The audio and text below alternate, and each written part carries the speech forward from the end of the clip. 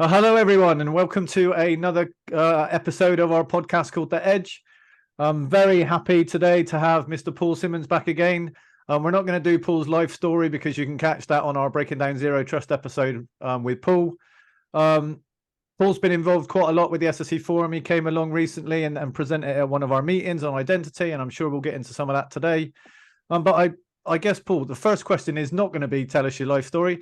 The first question is really going to be about zero trust. I mean, it's obviously you came on our first podcast. We talked about zero trust. It's been a while now. I think it's like 6 months. We can certainly see there being traction in the US. We're reading stuff in the press. We're seeing stuff. We're certainly seeing a lot of stuff going on with ransomware and cyber threats. You're probably more connected to the European market and the UK market, CISOs and stuff like that. I was just curious, what are your comments on zero trust? Do you see it moving here? Is it gaining traction? Is it starting to be something people talk about? Yeah, absolutely. I mean, I think people are certainly talking about it. Whether they know what it means is a different question, I suppose. But yeah, absolutely. It's certainly, the buzzword of the moment, I suppose. Everyone wants to know what it means for them, what it means for their business, and more importantly, what they should be doing. Helped, I suspect, by the edict out of the US federal government that thou should be doing zero trust, and therefore it's getting onto the executives' radar, if you like. It's a bit like the year if you're old enough to remember year 2K. No one cared about year 2K until all of a sudden it got onto the federal agenda, it got onto the government agenda, it was added to your end of year corporate filings. And then all of a sudden, the executives knew about this word, the millennium bug or year 2K. And all of a sudden, guess what? IT got a lot of focus, and security got a lot of focus. And zero trust, I think, is going the same way. There's been a federal edict. We're now seeing, therefore, a lot of executives starting to say, well, what is that? What does it mean for my business? And what do I need, or what does my business need to be doing?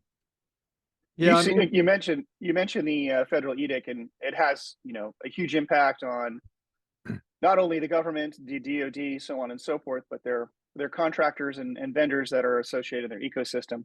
But you also mentioned Y2K, and that in the filings there was mention of these things. Do you see some event or something pushing it on the enterprise side versus the government side, or you see the government side that momentum there cascading down into the enterprise side? The answer is possibly. I think what we're seeing actually is two fundamentally different approaches to how you tackle zero trust emerging, and there's very much a federal methodology that people are starting to use, which is sort of the zero trust network architecture, as opposed to businesses which I suspect want much more of a zero trust architecture. In other words, not done at the network level, because ultimately businesses are all about collaboration. There is no such, we used to joke that, back in the 90s when we started all of this stuff, it was really easy, wasn't it? We all had, corporate computers and corporate computers only. We had limited internet connectivity, and you were, staff on payroll. And if you were staff on payroll, you got an account. And if you weren't, tough. And that was really easy. And the problem is, ever since, the turn of the millennium, I suppose, we've changed. Businesses are about collaboration. Businesses are about joint ventures. Businesses are employing people in a plethora of different ways. Staff on payroll in some companies are becoming, the minority. There are companies out there, large global corporates, that have 2/3 of their identity and access management system, their users, who are not staff on payroll. They are contractors, they are joint venture staff, they are et cetera, et cetera, et cetera.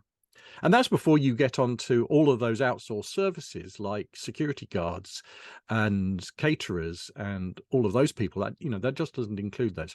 So I think what you are seeing is corporations, businesses, are adopting much more of how do we actually implement this fluid organizational structure, and is zero trust going to cut it for us in that respect?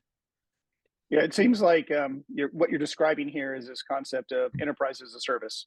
So instead of owning, the knowledge base, the knowledge workers, you mentioned the contractors, the security guards, even down to the application levels. We see that with SaaS and PaaS and some of these other services.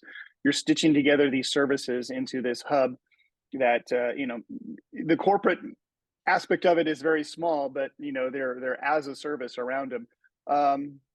I would be interested to see if someone would give us a framework down the road, because it sounds like this could be something 5, 10, 20 years down the road, as we evolve into this hybrid workforce. These things start to happen more and more often. But I haven't seen anyone really write about this concept of enterprise as a service, and it really hitting the mainstream. Yeah, I mean, I think it's coming very fast. I mean, the other thing that's driving it is not only zero trust, is cloud.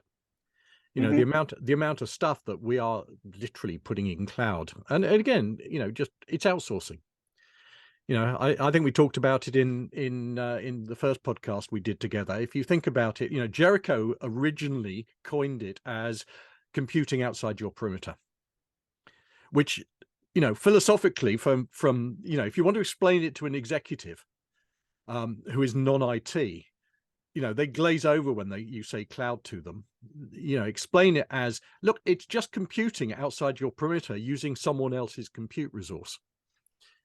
Yeah, I mean, to be honest, when the term cloud came along, I have to admit I hated it. I mean, because we had public cloud and private cloud and hybrid cloud, and I'm like, is private cloud just my data center? Why are we renaming it something else?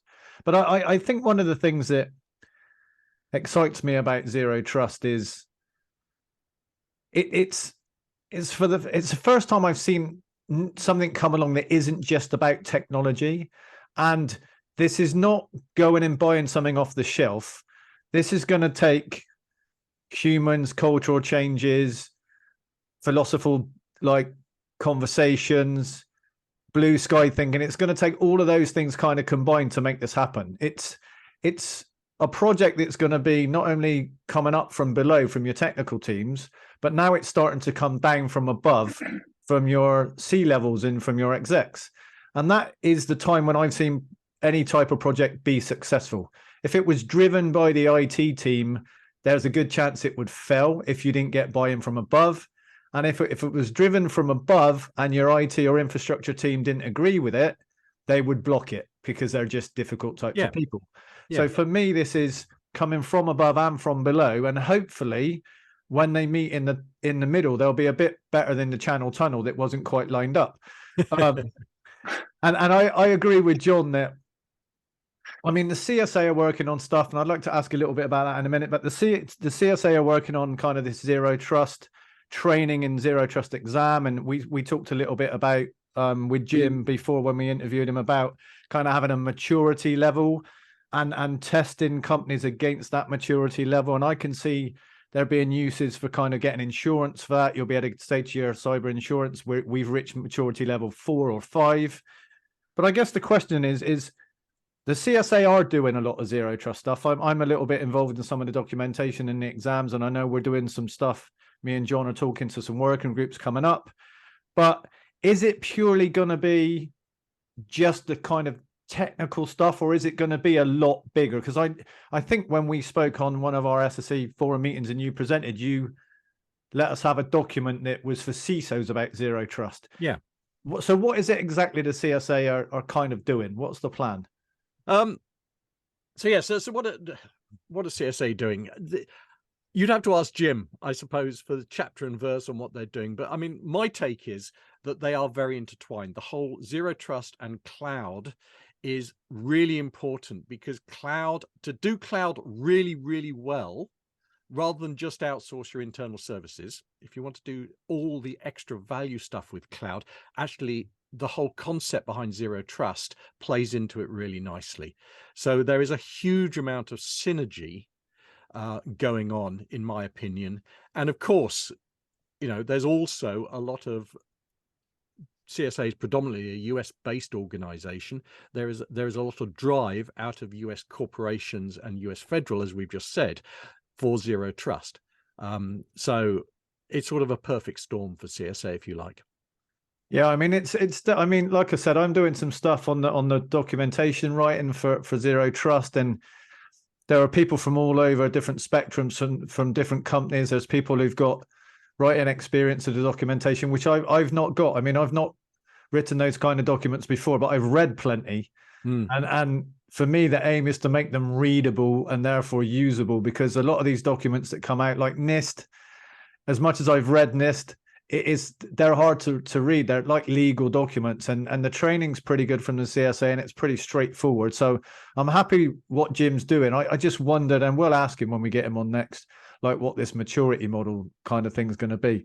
But it's definitely, I see it getting traction. There's definitely talk about people starting their zero trust journey, and if they've not, and I mean, I guess I know that you're excited by identity, is a nice way of putting it, and you do a lot of work on identity. And like I said, you come along to an SSE Forum meeting recently and talked about identity. For me, I see that is the starting point for pretty much everything we do, and whether it's cloud or zero trust or whatever it might be. What are your thoughts on that? And I guess I know the answer, but I'm going to ask you anyway. So I could do the politician bit. I'm going to sort of answer a slightly different question. So first of all, I think whatever you do, and whatever wherever you start, the biggest challenge out there is, do you have the resources to be able to do it? Do you have the architects to be able to do it? Because what I am seeing out there is, the big boys, and I used to be, employed as a global CISO for some very major household names. And so I always had, large teams around me working for me, or other large teams within the organization. So we were the people who would architect, would set standards, would, put in radical new architectures. The problem you've got is there's a whole class of people out there who are sort of the next tier down, if you like. And this is actually not far off the big, what I call the big boys, the global 200, 500, whatever, who actually don't have those kind of teams in place. And that's the problem. I think you've got executives saying, well, what should we be doing? Where should we start? Is it identity? Is it zero trust? Is it network architecture? Is it this, that, or the other? And they don't have the teams with the resources or experience. And actually, most of the time, it used to be really easy, because you'd ring up your tier 2 suppliers, and in the UK, that's CompuCenter or Softcat, and say, my board says I need some security. What do I need to buy? And they turn around and say, here's a firewall and here's some anti-malware. Job done. Big tick. Auditors are happy. Everything else. The problem you've got is actually those people do not have, I mean, either the tier 2 resellers or the tier 2 companies don't have the resources to know where to start. And that if you like is the problem. I mean, for me, you alluded to it. Yeah, identity is a good place, because if you don't have a handle on identity within your business, and that's not just people identity, that's what we call entity identity, which is a mouthful and a tongue twister, but actually is the example of entities of people, devices, organizations, code, and agents, and a whole bunch more. And you need to understand, because the trick to doing zero trust properly, in my opinion, is to be able to make contextual risk-based decisions. And to understand context, you need to understand, not only is it the person who claims to be Paul Simmonds trying to access this from somewhere, you need to be able to understand a whole load more if you're going to do really good zero trust, which is to say, yeah, it's Paul Simmonds. He's on a corporate device. He is geolocated here. He is linked with a known degree of certainty to that device, rather than just he only just passed password authentication on the 5th attempt, and it was a pretty weak password anyway. Yeah. So, you know, is it biometric authentication? Does he have a corporate mobile phone with him that he actually was able to use a fingerprint on? Can we do step-up authentication if he's trying to do something that is out of the ordinary? All of that stuff is really, really important if you're going to do zero trust properly. And more importantly, if you're going to do it in as frictionless a way as possible, because that's the challenge in any large in any organization, full stop. You've got to make it frictionless as you possibly can. Yeah, otherwise you're going to have your users jumping up and down saying it's too much of a problem, and if something's too much of a problem, they don't use it. I mean, I'll go back to a simple analogy. I mean, I remember passwords first coming in, people first having to use passwords, and as soon as you made them too complicated, they just wrote them on sticky notes and stuck them on their monitors. Therefore, you actually went backwards. What was the point? So I agree with you. I mean, I think identity is critical. I think knowing posture and knowing more about the person and not having it just appear to be the person, because it's too easy now to spoof a user, to pretend to be a user. And there's some stuff on LinkedIn I saw recently about like AI bots being able to fake people's voices and stuff, and that just is really, really scary. But I mean, this is a topic I think we could go on for a long time. But you've raised something that we're gonna pivot a little bit here. I mean, obviously you were a CISO at some large corporations, and I don't want to say that you're older than some people, but you've been around a while, and therefore you were a CISO, I think, before really they even existed. You may have been very early on in that process. We talk a lot about reporting lines for CISOs. I'd like to ask you kind of a twofold question. One is, who did you report to when you were a CISO? And the second part of the question is, who do you think CISOs should report to? Because there's conversations about the CFO, the CIO, the CTO, the board. And is it black and white? Should it be the same in every organization? So last question first. The answer is no, it should not be the same in any organization, because it depends what your business is doing, and it depends where things are driven from and where you need to report to properly effect change. And that will vary totally by organization. Where should they report to? Ultimately, I mean, my opinion is that you should be reporting, probably unlikely that you're going to get a CISO on the board. Should you have a CISO on the board? Probably, because actually there are huge swathes of companies out there where if they have a cyber incident, they will go bust. So, you know, that sort of says, well, if cyber is that critical to your organization, should they be on the board? And the answer is probably. However, do you have a set of CISOs out there that are qualified to sit on the board? And I would probably argue they are few and far between. They are out there, but I you know, you could probably count them on two hands.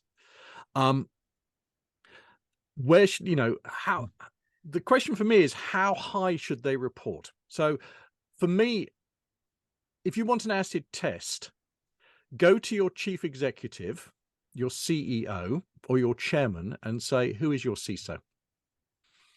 They should not only know their name, they should have spoken to them recently, and they should probably be getting reports from them, certainly as part of something like a quarterly business report or whatever, where all the other business lines report.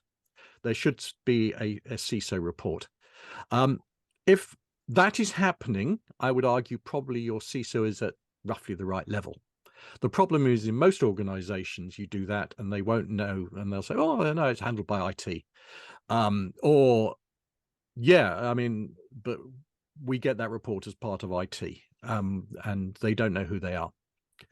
You know, so when I started on ICI back in 2001, you know, as part of my first week, it was to go and meet the CEO and sit down with him and have a chat and everything else, so that, you know, we'd met each other and we knew each other. You know, and he sort of glibly said to me, you know, well, you're the person who's going to keep us secure. And I turned round and, you know, thought, well, this could be a career limiting move. I said, no, I'm the person who's going to mitigate the damage when you get breached. Yeah, I mean, that's a good answer. I mean, hey, I want to reverse on that a little bit. You know, we talked a lot about reporting relationships. We talked about zero trust. We talked about, you know, kind of this early stage of this process we're going to go through, enterprise as a service. As we look at the role of the CISO now, their life expectancy, because it is, you know, short. I think it's about 2 years. The question is, who should lead a zero trust effort within an organization? Obviously, medium size is going to have a different view on that, but a large enterprise, should it be the CISO leading that charge, or should it be somebody else? Should it be an organization? Should it be a group of people? What are your thoughts? It certainly shouldn't be it is not a security project. It isn't. Security almost. I would say almost security has nothing to do with it. I mean, obviously it does, because security has something to do with everything. But ultimately, it's not in security's bailiwick. Who should lead it? It should be business driven. It should be, because ultimately you're starting. If you want to say, where do I start? And the answer is, you should be starting with a discussion with the board that says, where do you want to be and what do you want to be doing in 5 years' time? And that's a really difficult question, because there are a lot of boards out there who won't be able to give you an answer. And then you have a discussion that says, and so what is your risk appetite? And trust me, I've only ever found one company that does risk even remotely close to well. And consistently across all business lines. And so, you know, those are your two starting questions. Because the answer to both of those should dictate your zero trust, your IT strategy, let alone your zero trust strategy. So that should dictate your IT strategy, and that should therefore dictate, okay, what are we going to architect to make this business demand happen? And if you know, if the answer is, well, we intend to move to 70% joint venture within 5 years, then absolutely you should be doing a zero trust strategy, and you should be looking at an identity strategy to go along with it that actually allows you to onboard swathes, 70% of your users potentially, that you do not own or manage. Yeah, I think I mean, that's the thing not a lot of people are talking about. They're talking about zero trust. It's a product, it's a technology, it's ZTNA, it's driven by the CISO, the whole business side of this equation. I just don't see it discussed.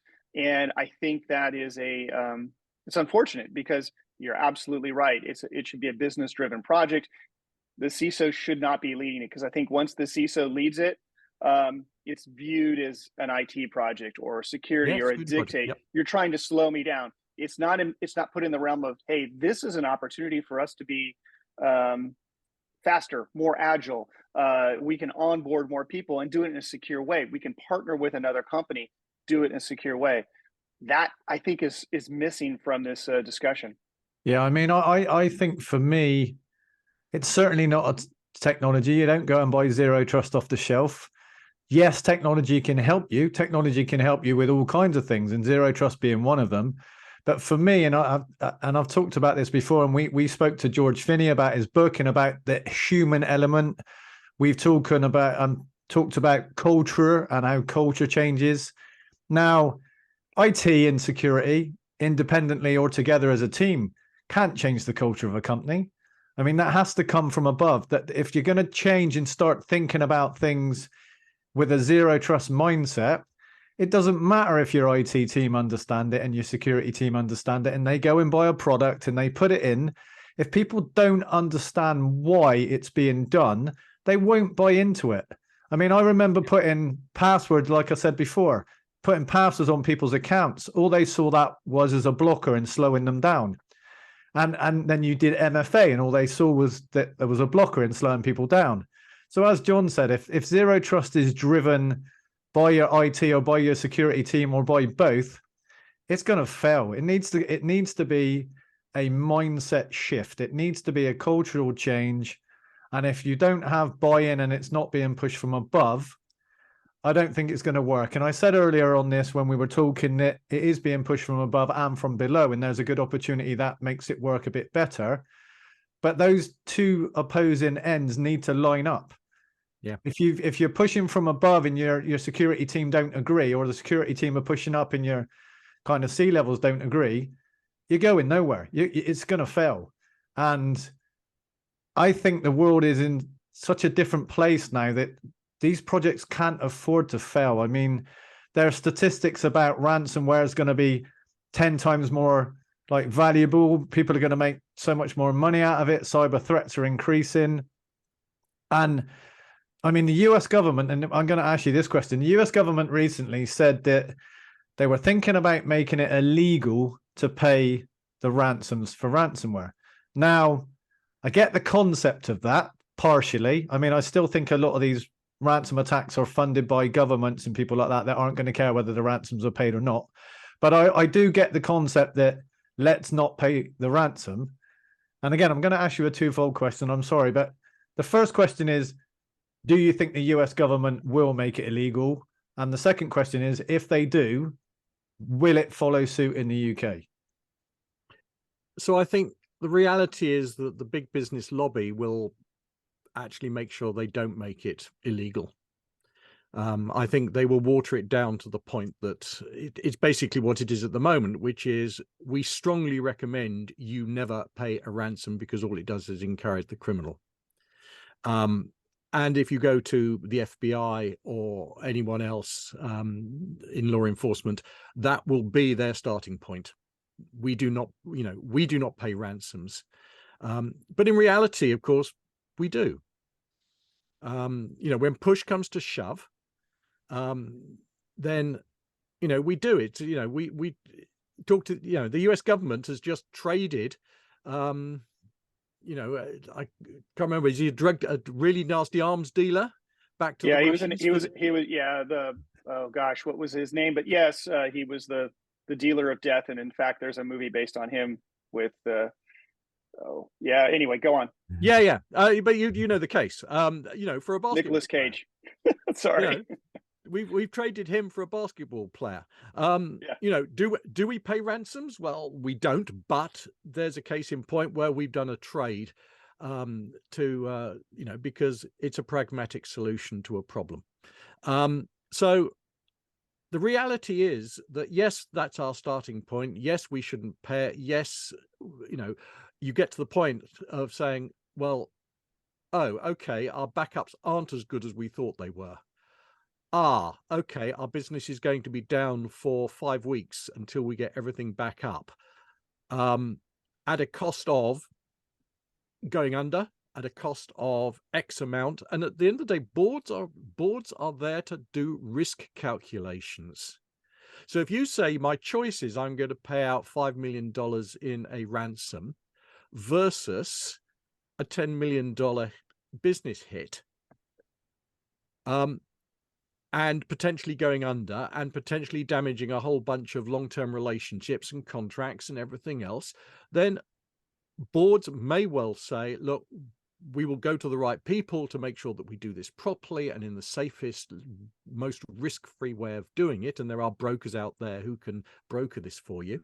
And yes, we will end up paying a ransom because that is the pragmatic solution.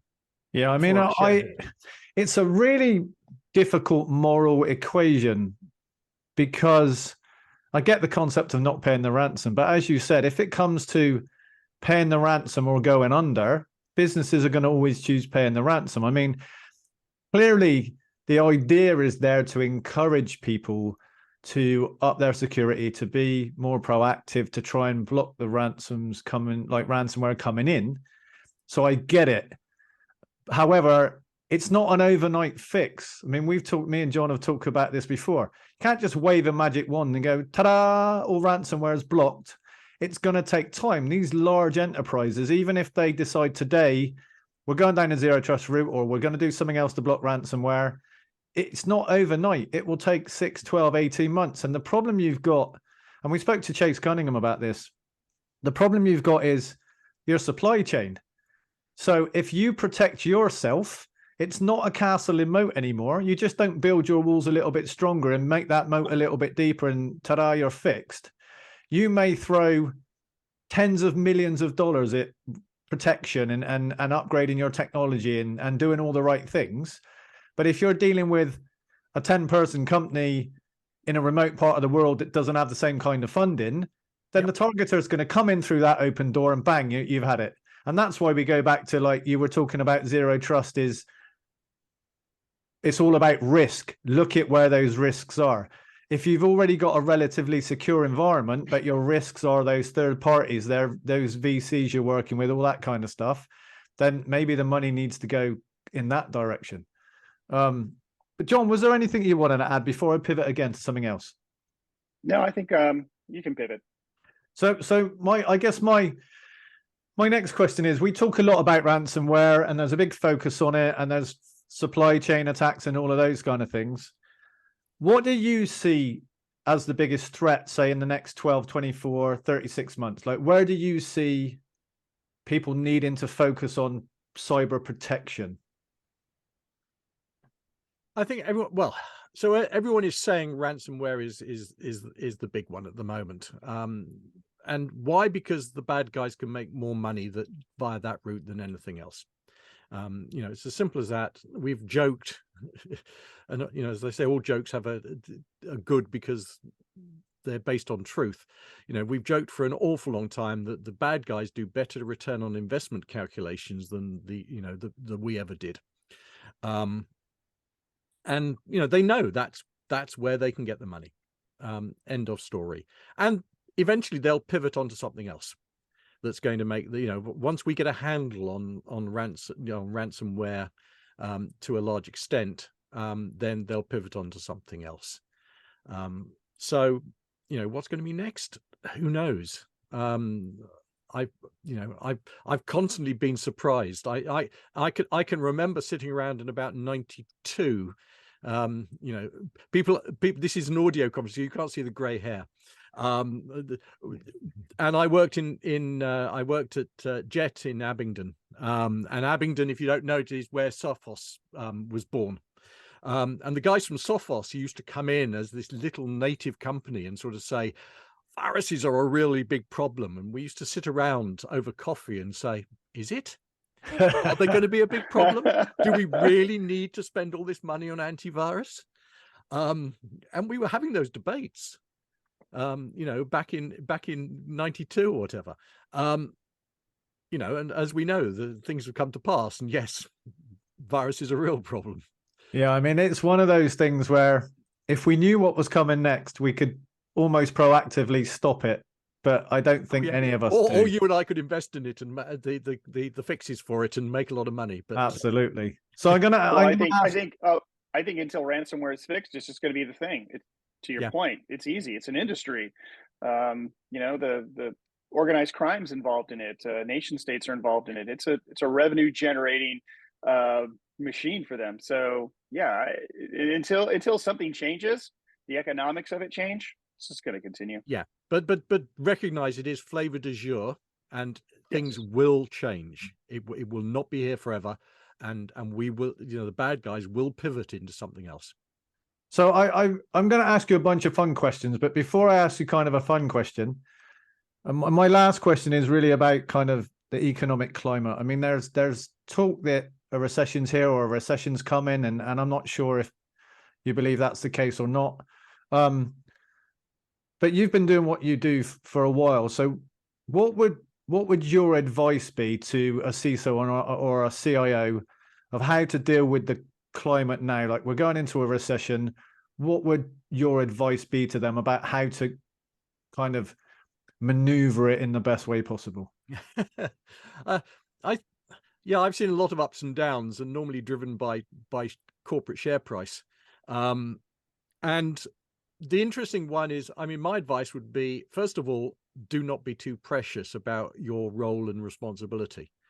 The reality is that there are lots of business leaders, whatever business that think their line is the most important line in the business, and it's what keeps the business afloat. Now, I would argue, and I'm biased because I'm an ex-CISO, that security probably does fall into that category. However, you know, when there are cuts to be had, there are cuts to be had, and they will be across the board. And security doesn't get a free pass anymore. So deal with it and work out how to cut your cloth accordingly for your organization. You know, the problem comes actually, you know, when I had a team, I mean, you know, my team, I had 127 people reporting in some shape or form directly to me. And therefore, you know, if we needed to cut 10% of the workforce, that's easy. The problem is when you've got 2 people reporting to you in a smaller organization and they say, well, you've got to cut one of them. You know, that's that's a 50% cut, and that severely restricts your ability to do stuff and make a difference. And that's when people end up getting, you know, sleepless nights, and because we all want to do a good job in our organizations. At the end of the day, people are, you know, especially security people, they're in there for the right reason, in my, you know, everything I've seen. So they want to do a good job, and if they're told you're going to lose 50% of your headcount, that effectively, because you've only got 2 people working for you, then actually it's really difficult to keep that up. And it does get, you know, people do get sleepless nights and everything else because of it. So, you know, mental health is really important in whatever job you're in. Yeah. Okay, so one fun question. I love food. I'm sure you figured that out. People listening to this podcast will know it. Hey, can we put a twist on this? I want to, before, and we can edit this out if needed. How often have you been in Chicago? Could you, do you go to Chicago a lot? I used to, when I worked for Motorola. Motorola was headquartered in Schaumburg. So Jay, I was going to spin this. You know, what's the best restaurant you've been to in Chicago? Okay, place? I'll ask a different question then. You ask the Chicago one. Sounds good. Let's pause a while and I'll start again. Yeah. So best restaurant in Chicago. I wish I could answer that. I've been to a lot is the answer. They used to, and I can't remember what it was called. There used to be a really good steak joint, but it was hidden away in a little strip mall, in the middle of nowhere. And my team introduced me to it. And I doubt, even if you planted me in Chicago these days, I could even find my way back to it or even remember what it was called. But that was some of the best steak I have ever had. So yeah, I mean, there are some great steak places in Chicago. See, I've never actually been to Chicago, but I hear that the pizza, like their deep pan pizza, is a must. Now, John, you've obviously been. Is it worthwhile? I think you've also been to Italy. Is it as good as Italian pizza, or is it just more like a pie? It's more like a pie. I mean, Italian pizzas are not, American pizzas and Italian pizzas are 2 different things. I thought I knew what an Italian pizza was. and then I'm like, in Italy, like, hey, that's not that's not a New York pizza. So they're very 2 different things. The cool thing is more American restaurants have adopted that Italian style. So you can have both that, you know, Americanized version, and then you have your Chicago style, which is deep dish. It's amazing. It's all about the crust. There's even a Detroit style pizza. And obviously on the West Coast, we have our California style, and Pac Northwest, so on and so forth. Pizza's like a universal thing here, and each region has a different take on it. See, I'm going to have to try a Chicago pizza. But Paul, my question to you is more around travel, which is another thing I love doing. I mean, I've been very lucky through my career to travel, and it sounds like you've traveled. So where's the best place you've ever been and why? Oh, various places out there. I'm going to spin the question if you slightly. So first of all, if you like travel, I was introduced way back when in about 2000-ish at ICI to the airport game. If you haven't played the airport game, so keep a record of how many airports you've traveled through, which is quite an interesting exercise. I'm up to about 105 different airports at the moment. Best place in the world. I spent 3 weeks in a 4-wheel drive in the bush in Botswana. Oh, nice. Sleeping in a tent at night in the bush. And we literally spent 3.5 weeks in a 4-wheel drive. And we saw so much game, and we got to the Victoria Falls, and we went into Zimbabwe and Bulawayo and up to the Matopas. Probably that was one of the best places in the world. I have told, this was quite a while ago now, I took my eldest daughter, who's now in her 30s. She was 2 at the time. So we took a 2-year-old on this trip, and she knew all her animals by the end of the trip. But I'm told, actually, most of it has changed out of all recognition. You couldn't today do what we did back in the. Yeah, I was going to say, I mean, I've never been on safari, and it's something that I've always wanted to do, and it's something that we're looking at doing now. And I like, when I travel, I like to backpack. I like just to put a bag on my back and kind of soak up the culture, soak up the local thing. And I mean, don't get me wrong, I try and stay in nice hotels. I don't stay in like $2 hotels if I'm in Asia. I try and stay in relatively nice, but you can for like $5. But yeah. I want to do it. I'm not a resort person. I won't go and stay in a resort for 2 weeks and not leave the resort and just sit by the pool.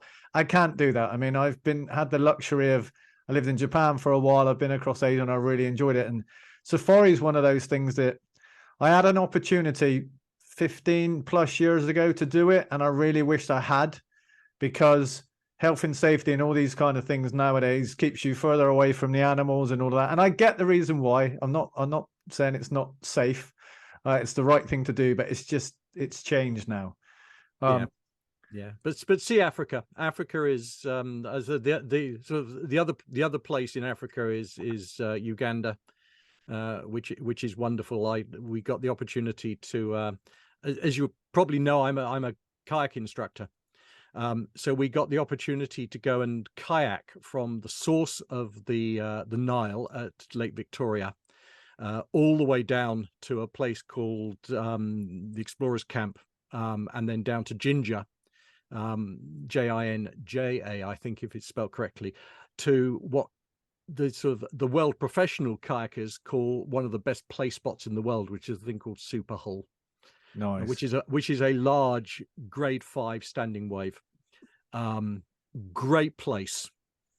So if you like your kayaking, you can go onto YouTube and Google Simmonds and Ginger and kayak, and I put a very expensive £1,000 worth of video camera then on a rock in the middle of the Nile.